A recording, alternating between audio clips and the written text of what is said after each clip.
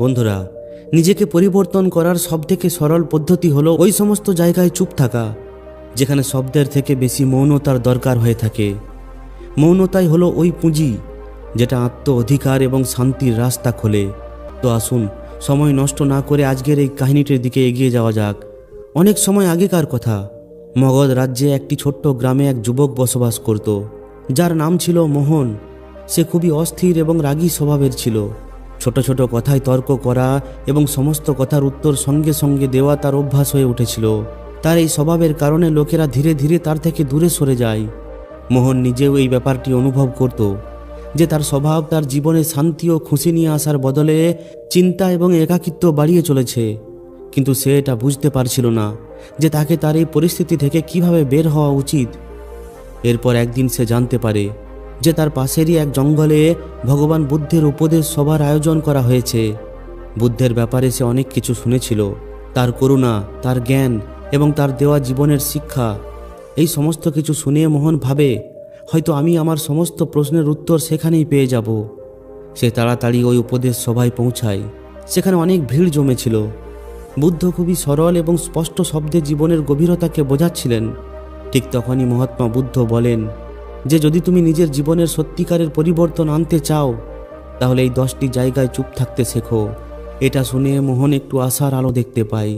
উপদেশ সমাপ্ত হওয়ার পর সে বুদ্ধের কাছে যায় আর তার চরণে প্রণাম করে বলে, হে গুরুদেব, আপনি বললেন যে জীবনে পরিবর্তন আনার জন্য 10টি জায়গায় চুপ থাকা দরকার। দয়া করে আমাকে বিস্তারিতভাবে বলুন যে এই 10টি জায়গা কি কি, আর সেগুলিকে আমি নিজের জীবনে কিভাবে আপন করতে পারবো। বুদ্ধ একটু হাসেন এবং বলেন, এটা জানার জন্য তোমার মধ্যে ধৈর্য, অনুশাসন এবং আত্মনিরীক্ষণের দরকার পড়বে। যদি তুমি এই শিক্ষাকে আপন করার জন্য তৈরি থাকো তাহলে আমার সঙ্গে চলো। মোহন সহমত দেয় এবং এইভাবেই তার যাত্রা শুরু হয়। এরপর মহাত্মা বুদ্ধ বলেন, প্রথম স্থান হলো যখন কেউ তোমার আলোচনা করবে। বুদ্ধ বলেন যে যখন তোমাকে নিয়ে কেউ আলোচনা করবে তখন সেখানে তুমি চুপ থাকো। আলোচনা তোমার জন্য শেখার একটা সুযোগ। যদি তুমি রাগান্বিত হয়ে প্রতিক্রিয়া দাও তাহলে তুমি কোনো কিছুই শিখতে পারবে না। কিন্তু যদি তুমি চুপ থেকে একটু চিন্তা ভাবনা করো তাহলে তুমি বুঝতে পারবে যে ওই আলোচনা ঠিক না ভুল। মহাত্মা বুদ্ধ একটি উদাহরণ দিয়ে বলেন যে একবার এক ব্যক্তি আমাকে কুকথা বলছিল। আমি চুপ থেকে তার সমস্ত কথা শুনছিলাম। এরপর যখন সে ক্লান্ত হয়ে পড়ে তখন আমি তাকে জিজ্ঞাসা করলাম, যদি তুমি কাউকে কোনো উপহার দাও আর যদি সে না নেয় তাহলে ওই উপকার কার কাছে থাকবে? সে বলে, কেন আমার কাছে? তখন আমি বললাম যে তোমার বলা এই শব্দও তোমার কাছেই থাকবে, কারণ আমি এগুলিকে স্বীকার করিনি। এটা শুনে মোহন ওই উপদেশকে নিজের জীবনে আপন করার নির্ণয় নেয়। শুরুতে এটা তার খুবই কঠিন বলে মনে হয়, কিন্তু ধীরে ধীরে সে এটা অনুভব করে যে আলোচনা শোনার পর চুপ থাকার ফলে সে আত্মনিরীক্ষণ করতে পারে। এরপর মহাত্মা বুদ্ধ বলেন, দ্বিতীয় স্থান হলো যখন কেউ তোমার সঙ্গে তর্ক করবে। মহাত্মা বুদ্ধ বলেন, যখন কেউ তোমার সঙ্গে তর্ক করবে তখন সেখানে চুপ থেকো। তর্কের মধ্যে সত্যের নয়, অহংকারের জিত হয়। যদি তুমি চুপ থাকো তাহলে তুমি ওই স্থিতিকে ভালোভাবে বুঝতে পারবে আর সঠিক নির্ণয় নিতে পারবে। বুদ্ধ একটি কৃষকের কাহিনী শোনায়। তিনি বলেন, দুটি কৃষক একটি ছোট্ট জমির জন্য নিজেদের মধ্যে ঝগড়া করছিল। তারা দুজনেই এটা বলছিল যে ওই জমি তার। এরপর যখন আমি তাদের জিজ্ঞাসা করলাম যে তোমরা কি ওই জমি নিজেদের সঙ্গে এনেছিলে যখন তোমরা জন্ম নিয়েছিলে, আর তোমরা কি এটা নিজেদের সঙ্গে নিয়ে যাবে যখন তোমরা মরবে, তখন তারা চুপ হয়ে পড়ে। এই শিক্ষা মোহনকে শেখায় যে তর্কে পড়ার থেকে ভালো চুপ থেকে সমাধানের দিকে এগিয়ে যাওয়া। তৃতীয় স্থান হলো যখন কেউ রাগান্বিত অবস্থায় থাকবে। মহাত্মা বুদ্ধ মোহনকে বলেন, রাগ হলো আগুনের মতো, যদি তুমি এর মধ্যে ঘি ঢালো সে আরও বেশি জ্বলে উঠবে। এই জন্য যখন কেউ রাগের মধ্যে থাকবে তখন চুপ থেকো, তার রাগের এনার্জি শেষ হয়ে যাবে। এরপর তিনি বলেন, একবার এক রাজা তার মন্ত্রীকে রেগে গিয়ে ফাঁসির সাজা শোনায়। তখন ওই মন্ত্রী কিছুই বলেন না। পরের দিন রাজার খুবই আফসোস হয় আর তিনি মন্ত্রীকে ক্ষমা করে দেন। এখন যদি ওই মন্ত্রী ওই সময়ে রাজার সঙ্গে তর্ক করত তাহলে ওই দিনই হয়তো তার জীবন চলে যেত। মোহন এটাকেও নিজের জীবনে আপন করে। চতুর্থ স্থান হলো যখন তুমি দুঃখে থাকবে। একদিন মোহন কোনো ব্যাপারে খুবই দুঃখ পায়। সে বুদ্ধকে বলে, হে ভগবান, আমি এই কষ্টকে সহ্য করতে পারছি না। তখন বুদ্ধ বলেন, যখন তুমি দুঃখে থাকবে তখন তুমি চুপ থাকবে। দুঃখ তোমার ভেতরের পরিবর্তনের দরজা হতে পারে।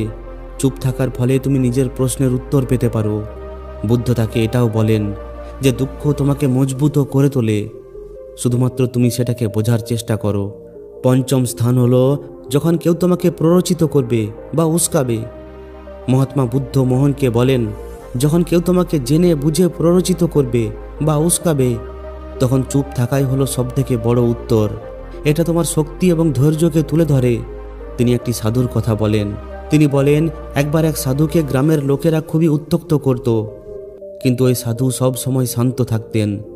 ধীরে ধীরে গ্রামবাসীরা তাকে উত্ত্যক্ত করা ছেড়ে দেয়। তার এই চুপ থাকা তাদের বদলে দেয়। এরপর মহাত্মা বুদ্ধ বলেন, ষষ্ঠ স্থান হলো যখন তুমি অন্যের সাহায্য করতে চাও না। মহাত্মা বুদ্ধ বোঝান যে সমস্ত জায়গাতেই সাহায্য করার দরকার পড়ে না। যখন তোমাকে কেউ কিছু জিজ্ঞাসাই করবে না, তখন তুমি চুপ থাকবে। এই শিক্ষা মোহনের ক্ষেত্রে খুবই উপযোগী হিসাবে প্রমাণিত হয়। এরপর বুদ্ধ বলেন, সপ্তম স্থান হলো যখন তোমার নিজের জ্ঞানের প্রতি অহংকার থাকবে। বুদ্ধ বলেন যে জ্ঞান হলো বিনম্রতার অলংকার। যদি তুমি নিজের জ্ঞানের প্রদর্শন করো, তখন সেটা নষ্ট হয়ে যাবে। এরপর তিনি বলেন, অষ্টম স্থান হলো যখন কেউ সত্যটা শোনার জন্য তৈরি নয়। বুদ্ধ মোহনকে বলেন, সত্যের মূল্য ততক্ষণ পর্যন্ত হয় না যতক্ষণ না তাকে স্বীকার করার জন্য কেউ তৈরি হয়। এই অবস্থায় তোমার শব্দ শুধুমাত্র ব্যর্থ হবে, আর তুমি শুধুমাত্র নিজের সময় এবং এনার্জি হারিয়ে ফেলবে। এরপর তিনি আরও বিস্তারিতভাবে বলেন, যখন তুমি কাউকে সত্যটা বলার চেষ্টা করবে, কিন্তু সে নিজের ভ্রম কিংবা অহংকারের মধ্যে ডুবে থাকবে, তাহলে তোমার শব্দ তাকে অসহজ করে তুলবে।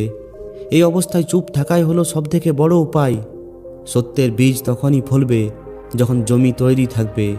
বুদ্ধ মোহনকে বলেন যে একবার এক রাজার দরবারে এক সাধু আসেন আর বলেন, হে রাজা, তোমার নির্ণয় সম্পূর্ণ ভুল।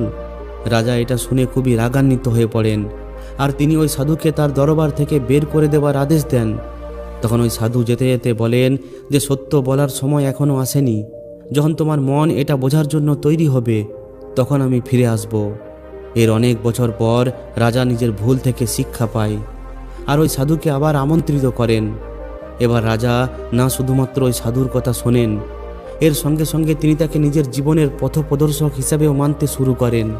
এরপর বুদ্ধ মোহনকে বলেন যে সত্যের প্রভাব তখনই হয় যখন শুনতে থাকা ব্যক্তি সেটাকে গ্রহণ করার জন্য তৈরি থাকে। এরপর তিনি বলেন, নবম স্থান হলো যখন পরিস্থিতি তোমার নিয়ন্ত্রণে থাকবে না। বুদ্ধ বলেন, জীবনে অনেক পরিস্থিতি এমনও আসে যেটাকে তুমি বদলাতে পারবে না। তার উপর ক্রোধিত হয়ে কিংবা ব্যাকুল হয়ে তুমি শুধুমাত্র নিজের শান্তিকে ভঙ্গ করবে। এই অবস্থায় চুপ থাকা সবথেকে বুদ্ধিমানের কাজ। তিনি বোঝান যে চুপ থাকা কোনো দুর্বলতা নয়।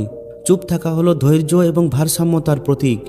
যখন পরিস্থিতি তোমার বশে নেই, তখন তাকে স্বীকার করো আর শুধুমাত্র শান্ত থাকো। এটাই হলো মানসিক শান্তির আধার। বুদ্ধ একটি ঘটনার ব্যাপারে বলেন, একবার একটি কৃষক বুদ্ধকে জিজ্ঞাসা করে যে আমার সম্পূর্ণ ক্ষেত শুকিয়ে পড়েছে, বৃষ্টি হয়নি, আমি কি করব? তখন মহাত্মা বুদ্ধ উত্তর দেন যে তুমি বৃষ্টিকে বদলাতে পারবে না, কিন্তু তুমি তোমার পরিশ্রমকে নতুন দিশা দিতে পারবে। এই অবস্থায় তুমি চুপ থেকো আর নিজের ক্ষেতের জন্য বিকল্প উপায় খোঁজো। একটু শান্তিতে খোঁজো, দেখবে সমাধান নিজেই চলে আসবে। ওই কৃষক ঠিক এমনটাই করে, আর খুব তাড়াতাড়ি তার সমস্যার সমাধান হয়ে যায়। বুদ্ধ বলেন, যখন পরিস্থিতি তোমার নিয়ন্ত্রণে থাকবে না, তখন চুপ থেকে ধৈর্য এবং সমাধানের দিশায় কাজ করাই হলো তোমার সবথেকে বড় শক্তি। এরপর তিনি বলেন, দশম স্থান হলো যখন তোমার মন ভরে যাবে। মহাত্মা বুদ্ধ মোহনকে বলেন, যখন তোমার হৃদয় কৃতজ্ঞতায়, প্রেম ও শান্তিতে ভরে উঠবে, তখন কোনো শব্দের দরকার পড়বে না। এমন অবস্থায় চুপ থাকাই একটা ভাষা হয়ে ওঠে। এটা তোমার ভেতরের সবথেকে বড় খুশি। তিনি এটা আরও স্পষ্ট করে বলেন যে কৃতজ্ঞতার সবথেকে শুদ্ধ রূপ মৌনতা হিসাবে প্রকট হয়। নিজের জীবনকে আনন্দিত বলে অনুভব করবে, তখন সেটার বাইরের অভিব্যক্তির দরকার পড়বে না। এই চুপ থাকা হলো তোমার আত্মার খুশির প্রতীক। এরপর মহাত্মা বুদ্ধ বলেন, একবার এক শিষ্যকে তার গুরু আত্মজ্ঞানের অনুভব করায়। এরপর ওই শিষ্যের হৃদয় কৃতজ্ঞতায় ভরে ওঠে। সে ওই গুরুকে বলে, আমি আপনাকে ধন্যবাদ জানাতে চাই, কিন্তু আমার শব্দ পর্যাপ্ত বলে মনে হচ্ছে না। গুরু একটু হাসেন এবং বলেন যে তোমার চুপ থাকাই হলো আমার সবথেকে বড় ধন্যবাদ। বুদ্ধ বোঝান, যখন মন ভরে উঠবে তখন শব্দের দরকার পড়ে না, মৌনতা হলো তোমার সবথেকে বড় অভিব্যক্তি। এরপর মোহন যখন মহাত্মা বুদ্ধের থেকে 10টি জায়গায় চুপ থাকার জ্ঞান নেয়, তখন মোহন সঙ্গে সঙ্গে সেগুলিকে নিজের অভ্যাসে পরিবর্তন করার নির্ণয় নেয়। বুদ্ধ বলেন যে জ্ঞানের মূল্য তখনই থাকে যখন সেটাকে জীবনে লাগু করা হয়। আমি তোমাকে কয়েকটি পরীক্ষার মধ্যে দিয়ে যাওয়ার সুযোগ দেব। এই পরীক্ষার মাধ্যমে তুমি শিখবে যে চুপ থাকা বাস্তবে তোমাকে কতটা পরিবর্তন করতে পারে। মোহন সহমতি দেয় এবং বুদ্ধকে পথপ্রদর্শক হিসাবে মেনে নিজের এই নতুন অধ্যায়ের শুরু করে। এরপর বুদ্ধ মোহনকে একটি গ্রামের মধ্যে পাঠায়, যেখানে লোকেদের তাদের পুরনো অভ্যাসের ব্যাপারে বলা হয়। যখনই মোহন সেখানে পৌঁছায়, লোকেরা তাকে ভালো মন্দ বলতে শুরু করে দেয়। ওই গ্রামবাসীরা বলে যে তোমার মতো লোকেরা কখনোই বদলাতে পারে না, তুমি সবসময় অন্যের দোষ দাও, তুমি এখানে কেন এসেছো? মোহনের স্বভাব ছিল যে সে সঙ্গে সঙ্গে জবাব দেবে, নিজেকে সঠিক বলে প্রমাণিত করবে। কিন্তু এবার সে বুদ্ধের বলা প্রথম স্থান মনে করে যে যখন কেউ তোমার আলোচনা করবে তখন চুপ থাকবে। তাই সে শান্ত হয়ে সেখানেই দাঁড়িয়ে থাকে। ধীরে ধীরে গ্রামবাসীরা ক্লান্ত হয়ে পড়ে, আর তার এই চুপ থাকা দেখে লোকেরা অবাক হয়ে পড়ে।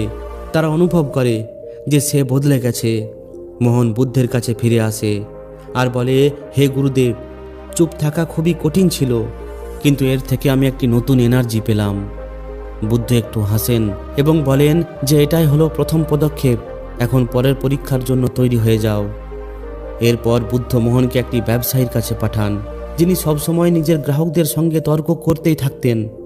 বুদ্ধ বলেন যে এই ব্যবসায়ীকে কোনো একটি প্রশ্ন জিজ্ঞাসা করো, আর যখন সে তর্ক করবে তখন চুপ থেকো। মোহন ওই ব্যবসায়ীর কাছে যায় আর জিজ্ঞাসা করে, আপনার জিনিসপত্রের দাম এত বেশি কেন? ওই ব্যবসায়ী সঙ্গে সঙ্গে রেগে ওঠে আর তর্ক করতে শুরু করে। সে বলে, তুমি কি জানো আমি কত পরিশ্রম করি? তুমি কি আমার কাজের কোনো কদর করো না? তখন মোহন বুদ্ধের দ্বিতীয় স্থানকে মনে করে যে যখন কেউ তর্ক করবে তখন চুপ থাকবে। তাই সে শান্ত হয়েই দাঁড়িয়ে থাকে, আর এই চুপ থাকা ওই ব্যবসায়ীকে চিন্তা ভাবনা করতে বাধ্য করে দেয়। সে অনুভব করে যে তর্ক করে কোনো লাভ নেই। তৃতীয় পরীক্ষা হলো ক্রোধের মুখোমুখি হওয়া। এরপর বুদ্ধ মোহনকে এমন একটি ব্যক্তির কাছে পাঠায় যে নিজের রাগের জন্য কুখ্যাত ছিল। মোহনকে তার কাছে সাহায্যের জন্য পাঠায়। ওই ব্যক্তি রেগে গিয়ে বলে, তোমার আমার থেকে সাহায্য চাই? তোমার এই সাহস কিভাবে হলো? মোহন আগের মতো জবাব দেওয়ার বদলে চুপ থাকার নির্ণয় নেয়। ধীরে ধীরে ওই ব্যক্তির রাগ শান্ত হয়ে যায়। সে বলে, তুমি আমাকে উত্তর দিচ্ছ না কেন? তুমি কি ভয় পেয়েছো? মোহন বলে, আমি আপনার রাগকে বাড়াতে চাই না। তখন ওই ব্যক্তি অনুভব করে যে সত্যি সত্যি চুপ থাকার মধ্যে শক্তি আছে। চতুর্থ পরীক্ষা হলো দুঃখের মুখোমুখি হওয়া। এই পরীক্ষার জন্য বুদ্ধ মোহনকে একটি বিধবা মহিলার কাছে পাঠান, যার একমাত্র পুত্র এই হালেই মারা গেছে। ওই স্ত্রী নিজের দুঃখের জন্য কখনোই কারোর সঙ্গে কথা বলতেন না। বুদ্ধ বলেন, তার কাছে যাও এবং কোনো কথা ছাড়াই তাকে সাহায্য করো। মোহন তার কাছে যায় আর তার কাছে গিয়ে শুধুমাত্র তার পাশে বসে থাকে। সে কিছুই বলে না, কিন্তু তার মৌনতা ওই স্ত্রীকে শান্ত করে দেয়। সে প্রথমবার তার সমস্ত কথা কাউকে খুলে বলে, আর প্রথমবার নিজের দুঃখ থেকে বেরিয়ে আসার চেষ্টা করে। তখন মহাত্মা বুদ্ধ বলেন যে দুঃখের মধ্যে অনেক সময় চুপ থাকা শব্দের চেয়ে অনেক বেশি প্রভাবী হয়ে থাকে। পঞ্চম পরীক্ষা, প্ররোচনা দেওয়ার মুখোমুখি হওয়া। এরপর বুদ্ধ মোহনকে এমন একটি সমূহের মধ্যে পাঠান যারা তাকে উকসানোর জন্য তৈরি ছিল। তারা মোহনকে অপমানজনক কথাবার্তা বলে, কিন্তু মোহন শান্ত থাকে। তার চুপ থাকা তাদের হার মানতে বাধ্য করে। এই পরীক্ষার মাঝে মোহন বুদ্ধকে বলে, হে মহাত্মা, চুপ থাকার প্রভাব এত বেশি কিভাবে হতে পারে? বুদ্ধ বলেন, একবার এক রাজা এক সাধুকে জিজ্ঞাসা করেন, জীবনে সবথেকে বড় শক্তি কি? সাধু ওই রাজাকে এক বাটি তেল ও জল দেয়। তিনি বলেন, এই জল ও তেলকে মিশ্রিত করো। রাজা অনেক চেষ্টা করেন, কিন্তু ওই তেল জলের মধ্যে মিশ্রিত হয় না। তখন ওই সাধু বলেন যে এই তেল হলো চুপ থাকার মতো, এটাকে তুমি আলাদা করতে পারবে না। যতক্ষণ তুমি এটাকে সামলাতে পারবে ততক্ষণ এটা তোমার একটা শক্তি হয়ে থাকবে।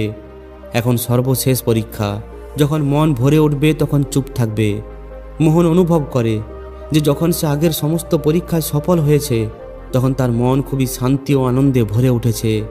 সে মহাত্মা বুদ্ধের চরণে প্রণাম করে আর বলে, হে মহাত্মা, আমি বদলে গেছি। এখন আমি জানি যে এই মৌনতা হলোই সত্যিকারের জ্ঞান। তো বন্ধুরা, এই কাহিনীটি আমাদের শেখায় যে চুপ থাকা কেবলমাত্র বলা থেকে বাঁচা নয়, এটা হলো একটি আন্তরিক শান্তি এবং বুদ্ধির প্রতীক। বুদ্ধের এই শিক্ষা আমাদের জীবনের আন্তরিক শান্তি ও সামঞ্জস্যের রাস্তা দেখায়। যখন আমরা বলার বদলে শুনতে ও বুঝতে শিখি, তখন আমাদের এই জীবন বাস্তবে বদলাতে শুরু করে। এই কাহিনী আমাদের শেখায় যে চুপ থাকা শুধুমাত্র শব্দের অভাব নয়, এটা হলো আমাদের আত্মার ভাষা। তাই চুপ থাকতে শেখো, এটাই সত্যিকারের পরিবর্তন। তো বন্ধুরা, যদি এই ভিডিওটি ভালো লাগে তাহলে অবশ্যই একটি লাইক ও শেয়ার করে দিন। ধন্যবাদ।